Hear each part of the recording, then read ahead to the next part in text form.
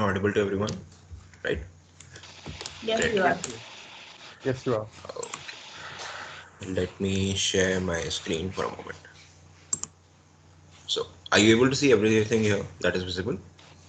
Yes, Yes. it's visible. All right. What's in a game? Again, what Shakespeare used to say is what's in a name. So, this is definitely not a going by what's in a name. What really makes a game? That could be the question today. And I do have a live example of a game, and which will be the process through which I'll explain to you what really goes into a game. All right. So Shakespeare was actually a great person, but he was definitely not the coolest one. For that, today, the game that I'm going to be talking about is The Witcher. Now, what is a Witcher? Apparently, he's a mercenary in medieval times, and there are, instead of just having to do tasks that are given by armies, normal people out there are some magical elements as well involved in it. So it's apparently an open world game. Anybody knows what's an open world game?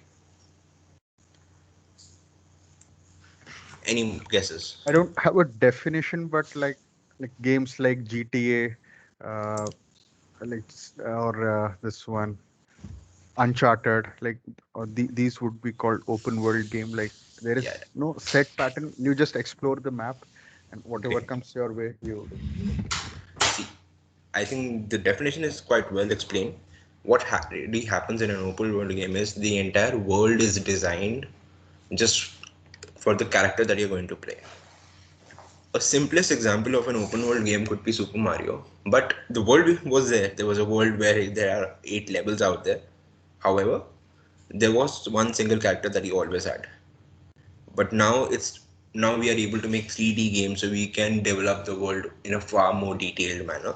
And Witcher is one of those first examples that you'll find to be considered, I guess, benchmarking the entire idea of what is an open world game.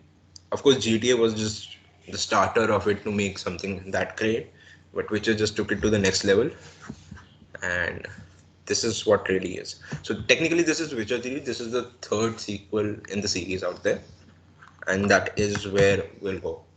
Now, what is really that comes in a game? MKBHD used to say what really makes a phone is battery life, great display, amazing software experience, or for that matter, durability. All of those things take into consideration. Similarly, these are the things that we're going to talk about what really goes into a game. So, the very first thing is you see whatever is happening here. This is the amalgamation of the finest thing that you can see. This is Witcher in action in a game. Now, imagine you playing that character and you're able to fight such big monsters in real life. This is the whole lore behind this game. So the very first thing that you need to take care of is a cool concept. You need to have a lore. Again, a lot of people are just going visibly into this. This is an entire world that has been built up. So whenever you have to make game, you need to have a great concept in place. You need to have their worlds in place. You need to have a storyline. You need to have the components that go into the picture. So apparently, imagine you can see all of these places, one, two, three, four, five, six. So all of these places have a different geography altogether. So Kaer Morhen is the farthest away, so it's in the snowy area. Skellig Isles is, of course, it's also the snowy area, but it has a coastal side as well. This is Novigrad is an entirely a city area.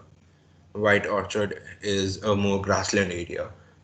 Well, in a no man's land area, it's mostly a countryside area. So these are the kind of places that are there. But this is just the continents that are given. The kind of depths that a person needs to go just to make a game is this. So these are the level of details that one needs to have when you're trying to make a game. So the storyline is there, the components is there. For example, I don't know if this is just visible. Can you see these green signposts? Can anybody see these? Yeah, Yes, yes, great. yes, you can So see. these green signposts are places where the main character can teleport from one signpost to another. So traveling becomes easier, right? That was the whole point of it. Now, this is the place where you can see there's a hammer, small hammer. I don't know whether this is visible or not. Yeah, there's an anvil and a hammer. Yeah. Yeah, Okay. it's an anvil and a hammer, and then you can see an anchor here as well to the dock. So all of these things are real life. They've been rendered to make them a place where. So the anvil and hammer is the place where the blacksmith works, and you get your swords ready for fighting. And this place that where the anchor is, there is the place where docks where you can travel from boat to one place to another. Sounds great. However, one quick question that I can have is, how do you travel in this game on a day-to-day basis? Again, it's a medieval period, so there's a very good guess you can anybody can make. Maybe walking. No, of Building course not. bridges, Boats. Boats. bridges, roads, No. How do you travel in Flying this game? in cart, sky. bullock cart. No, not bullock cart. You travel in horses. Boats. Oh, okay. Okay. So that is the whole entire. I hope the concept of world is very much clear to you. So the components are there, of course. Now coming back to a cool main character. Everybody has seen Super Mario, right? Everybody knows how Mario looks like. He has his mustache, the color of his costume, all of those things. Has you the presentation has stopped, by the way. Just a sec. Uh, Wait a minute. I guess somebody else is sharing as well. Oh, okay. Uh, just a sec. Am I am I able to share the screen? Okay. Now you'll be able to see, right? Okay. I guess I was not able to see the timer card as well. My bad. So this is the cool main character that we're going to talk about here. He's the one that is there. He's the real MC here. And you need to have an awesome character who can fight, has two swords, amazing hair. Always, this is the kind of character that you're already looking for. The second thing that you need to have is amazing side characters. You can have good characters in place. If you do not have really good side characters, you will not have able to have a very good story. So everybody has their own backstory. All of them are great things. So say this woman is a sorceress. This is a mage. She is a gifted child. This guy is a vampire. All of those things come into picture.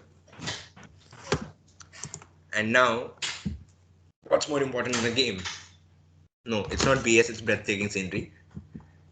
So I especially try to get the scenery of for you to understand what really is exactly in this game. So be prepared.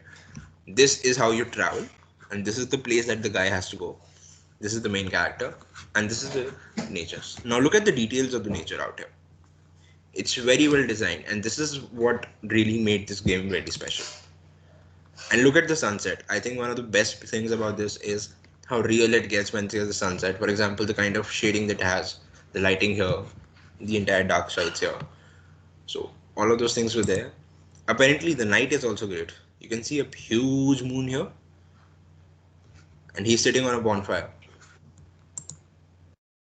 This is where they just took it to the next level. Here, he's sitting, meditating on the top of a mountain.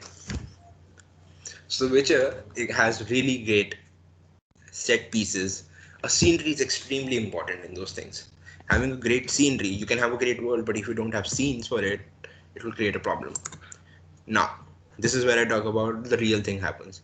Everybody knows the dashboard of a car.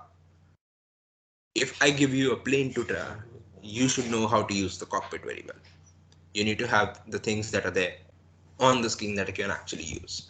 Scenery is one thing, but if you don't have a great cockpit, you cannot do anything about it. See, imagine you have your armored part, you have your weaponry part, and you have your all the details that you can do. For example, these are the things that will enhance your armor. These are the things that will. These are actually the colors you can do. So you can color your entire armor according to whichever color that you want here. And this is the amount of money you have. There are measure. Again, I can't go into more details about it. And imagine this guy has on a level 53. So the amount of effort that has gone just to be on this level is insane. Now, a game is extremely important, but what's really important, if you can't have fun in the game, there's no point of a game. If you do not nail the mechanics right, trust me, not all of the points that I've raised will not matter at all. If you have good mechanics, even a trashy game like Snake on Nokia is great to play. you have to nail the mechanics here. And when you actually nail the mechanics, for example, everybody can see the combat system here. For example, this is for Quen is for invisible. All of these are signs that are which I can use.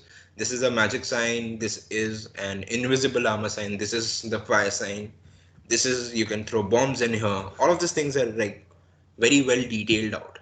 Now the point is they've created a combat system which is very complex in nature. But what happens if we are not able to use that nature? Everything goes into trash. But when a good developer really nails this is what you get. Remember, I started off with this slide when I talked about Witcher. That's what you get. If you have an amazing armor in place, you have a great scenery, you have amazing side characters and a great villain, and now you can actually use fire to kill the monster. All of these combine to give you a really, really great product, and that's what Witcher is all about, and that's really what goes in a game. Thank you. Thank you, Tosin.